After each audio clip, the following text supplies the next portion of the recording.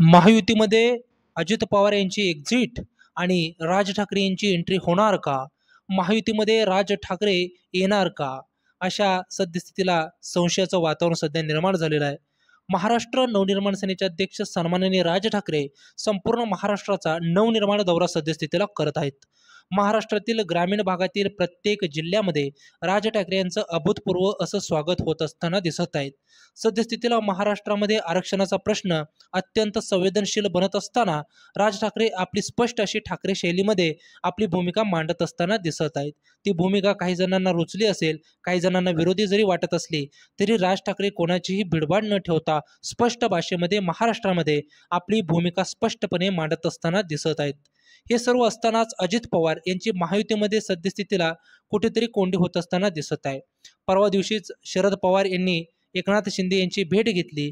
त्या भेटीनंतर अजित पवार हे नाराज असल्याची सुद्धा सद्यस्थितीला चिन्ह दिसत आहेत.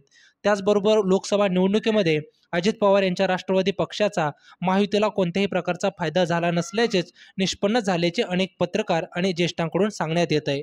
अजित पवार गटाने महाविकास आघाडीचा किंबहुना महायुतीच्या विरोधात प्रचार केल्याचेच अनेक ठिकाणी पाहायला मिळत आहे. असं असताना हिंदुत्ववादी विचारधारा असलेले राज ठाकरे महायुतीला जवळचे वाटू लागलेले आहेत. परखड, स्पष्ट आणि ठाकरी शब्दामध्ये वक्तृत्व, महाराष्ट्रामध्ये असलेली क्रेज आणि सद्यस्थितीला महाराष्ट्राच्या राजकारणामध्ये राज ठाकरेंसारखी लोकप्रियता इतर कोणत्याही नेत्याकडे नाही हे स्पष्टच आहे. असं असताना महाराष्ट्राचा दौरा करत असलेले राज ठाकरे यांचे मुंबई, पुणे, ठाणे, नाशिक, संभाजीनगर त्याचबरोबर इतर ग्रामीण भागातील काही बेल्ट त्या ठिकाणी मनसेची चांगल्या पद्धतीची ताकद आहे. त्याचबरोबर संपूर्ण महाराष्ट्रामध्ये महाराष्ट्र नवनिर्माण सेनेच्या संघटनेच्या पदाधिकाऱ्यांचं जाळं पसरलेलं आहे. असं असताना सद्यस्थितीला महायुती आणि महाविकास आघाडी यांच्याकडे कोणत्याही प्रकारचा इंटरेस्ट मतदारांचा नसताना महाराष्ट्र नवनिर्माण सेनेकडे मतदार आकर्षित होईल असा अंदाज बांधण्यात येतोय. हे असं असताना महायुतीला अजित पवार यांच्यापेक्षा खणखणीत आणि फ्रेश असा राजकारणी म्हणून राज ठाकरे यांच्याकडं पसंती दिसल्याची दिसून येते. त्याचबरोबर राज ठाकरे यांचा दिलदारपणा असा की लोकसभेला राज ठाकरे यांनी कोणत्याही सीट त्या ठिकाणी महायुतीला मागितलं नाही. बिनशर्त असा पाठिंबा तर राज ठाकरे यांनी दिलाच, परंतु संपूर्ण महाराष्ट्रामध्ये मनसेच्या पदाधिकाऱ्यांनी जीवाचं रान करून त्या ठिकाणी अनेक लोकसभेचे खासदार निवडून आणण्यामध्ये महत्त्वाची भूमिका बजावली.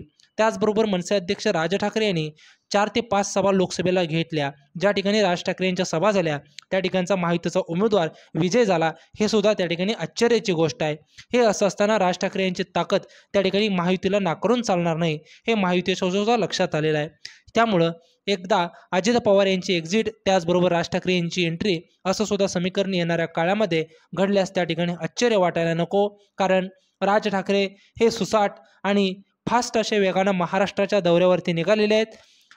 आया तो साथ नाही तो एकला अशा पद्धतीनं राज ठाकरे यांनी स्वतःची भूमिका स्पष्ट केलेली आहे. महाराष्ट्र विधानसभेच्या 4 ते 5 उमेदवाराची त्या ठिकाणी यादीसुद्धा जाहीर केलेली आहे. त्यामुळं राज ठाकरे आता थांबणार नाहीत. महायुतीमध्ये त्यांची एंट्री झाल्यास त्या ठिकाणी ते सुद्धा आश्चर्य वाटायला नको हेही नक्की.